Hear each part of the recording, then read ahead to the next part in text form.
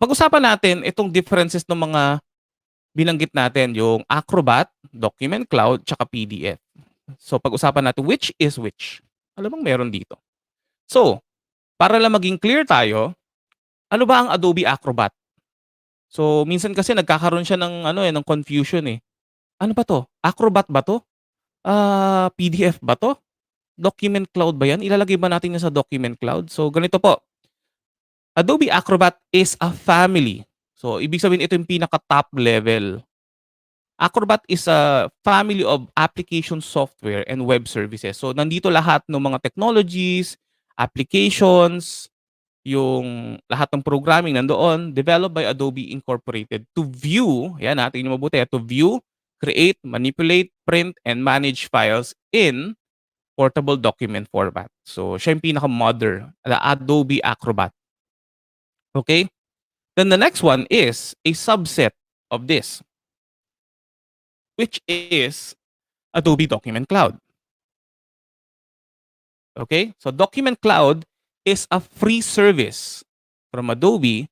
Ito po, tingnan niyo mabuti to store and share PDF files in the cloud and to access them on the go. So as you would see, meron na naka-bold diyan, free service. Free service on the go to store and share PDF files. While Acrobat itself, you can create, manipulate, print, manage, at kung ano-ano pa ang pwede nyong gawin. While Document Cloud, it's a service. Okay? It allows you to have 2 gigabytes of free storage that you can use. For example, kung meron kayong gustong i-scan na document, gusto nyo ilagay agad sa cloud para ma-access nyo siya anywhere, pwede nyo gawin. You can use Document Cloud. Ito yung next natin, which is, ano ba ang ibig sabihin ng PDF? So, the PDF itself, it is a file format. Okay? So, ito po, file format. It's describing the document itself. It is the container. Okay? Its primary goal is to present documents, pati yung formatting, pati yung images, pati nga yung tinatawag nating interactive elements such as 3D. You can also put videos, you can put sounds in a manner that is independent of what type of application, software, and hardware and operating system. So ibig sabihin, it provides consistent rendering nung file regardless na kung anong platform siya. And it's as ISO standard, as you would see. 3200 in 2008 and the last edition was 3200 published on December 2020. So you can make sure that this is upon the international standards.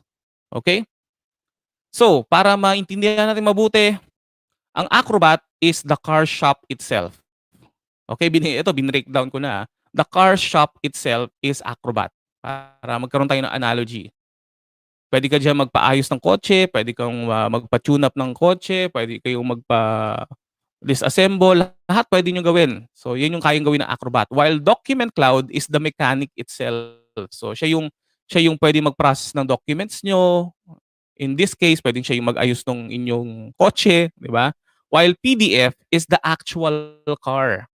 So, regardless na kung saan kayo pumunta, you still move on four wheels, 'di ba? Or two wheels, sabihin natin, two wheels, four wheels.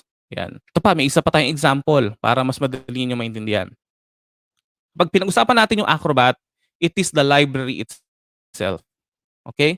So pwede kayong dito mag-transact na mag-borrow ng books, mag-return ng books, magbasa doon sa mismong library.